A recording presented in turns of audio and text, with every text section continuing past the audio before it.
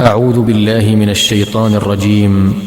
بسم الله الرحمن الرحيم. ألف لام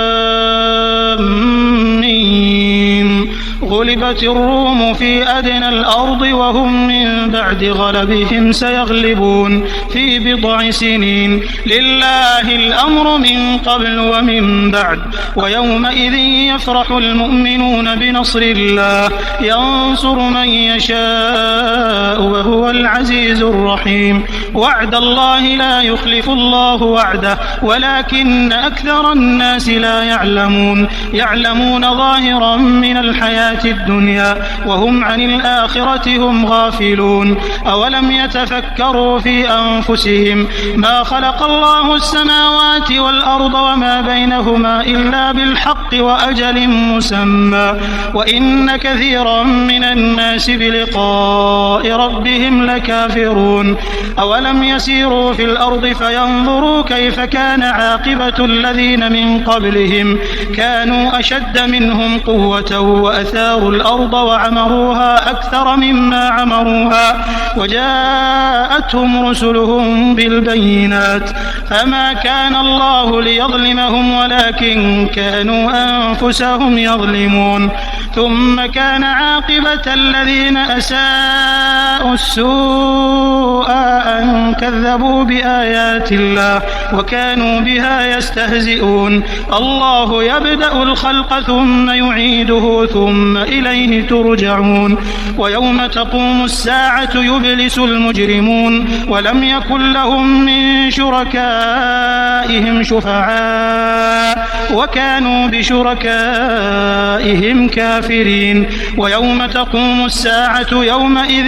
يتفرقون فأما الذين آمنوا وعملوا الصالحات فهم في روضة يحبرون وأما الذين كفروا وكذبوا بآياتنا ولقاء الآخرة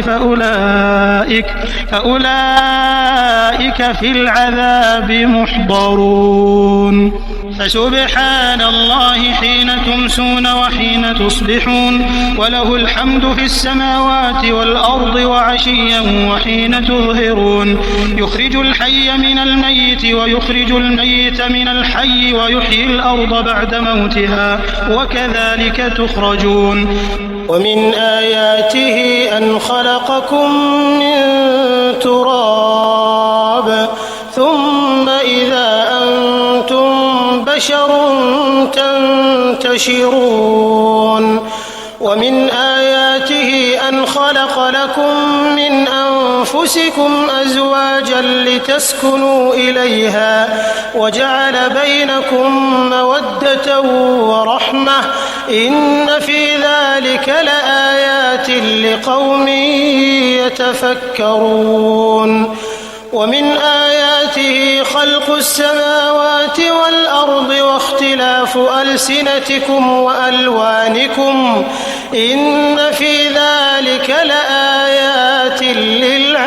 للعالمين. ومن آياته منامكم بالليل والنهار وابتغاؤكم من فضله إن في ذلك لآيات لقوم يسمعون. ومن آياته يريكم البرق خوفا وطمعا وينزل من السماء ماء فيحيي به الأرض بعد موتها إن في ذلك لآيات لقوم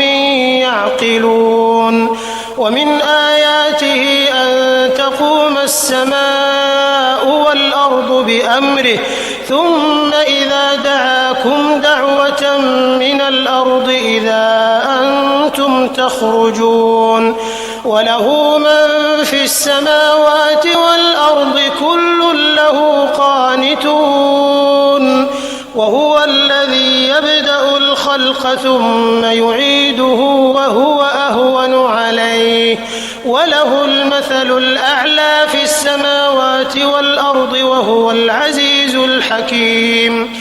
ضرب لكم مثلا من أنفسكم هل لكم مما ملكت أيمانكم جعلناكم من شركاء فيما رزقناكم فأنتم فيه سواء تخافونهم كخيفتكم أنفسكم كذلك نفصل الآيات لقوم يعقلون بل اتبع الذين ظلموا أهواءهم بغير علم فمن يهدي من أضل الله وما لهم من ناصرين فأقم وجهك للدين حنيفا فطرة الله التي فطر الناس عليها لا تبديل لخلق الله ذلك الدين القيم ولكن أكثر الناس لا يعلمون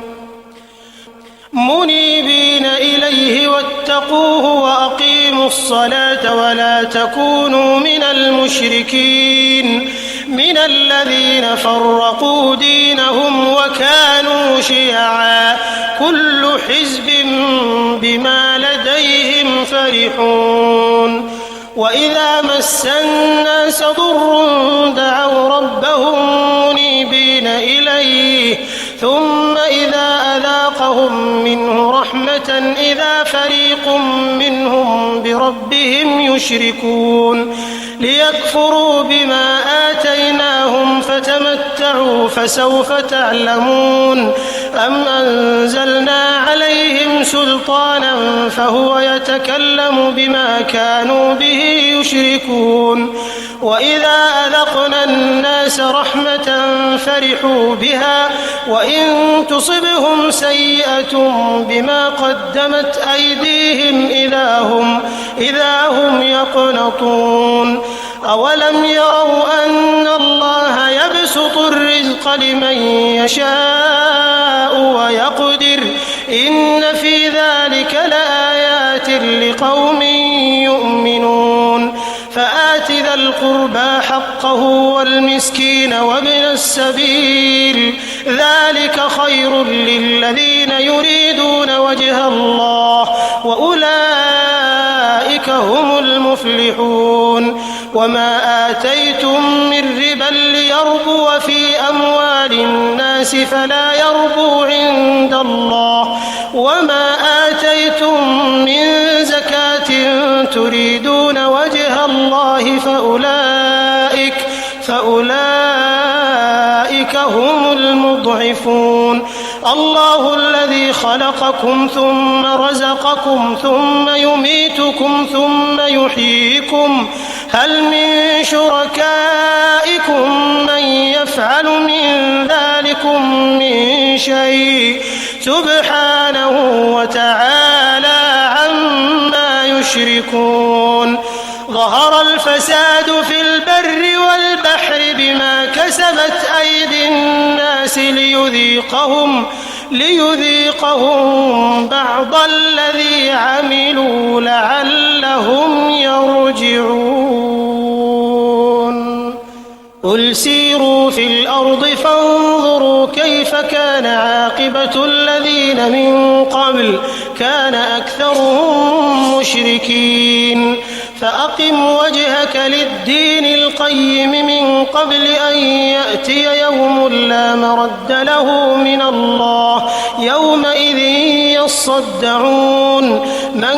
كفر فعليه كفره ومن عمل صالحا فلأنفسهم يمهدون ليجزي الذين آمنوا وعملوا الصالحات من فضله إنه لا يحب الكافرين ومن آياته أن يرسل الرياح مبشرات وليذيقكم من رحمته ولتجري الفلك بأمره ولتبتغوا من فضله ولعلكم تشكرون ولقد أرسلنا من قبلك رسلا إلى قومهم فجاءوهم بالبينات فانتقمنا من الذين أجرموا وكان حقا علينا نصر المؤمنين الله الذي يرسل الرياح فتثير سحابا فيبسطه في السماء كيف يشاء ويجعله كسفا فترى الودق يخرج من خلاله فإذا أصاب به من يشاء من عباده إذا هم يستبشرون وإن كانوا من قبل أن ينزل عليهم من قبله لمبلسين فانظر إلى آثار رحمة الله كيف يحيي الأرض بعد موتها إن ذلك لمحيي الموتى وهو على كل شيء قدير ولئن أرسلنا ريحا فرأوه مصفرا لظلوا من بعده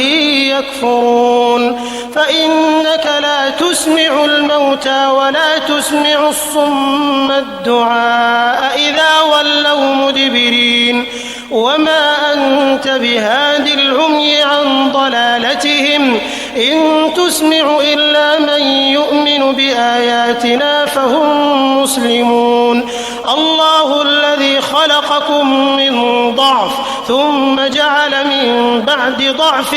قوة ثم جعل من بعد قوة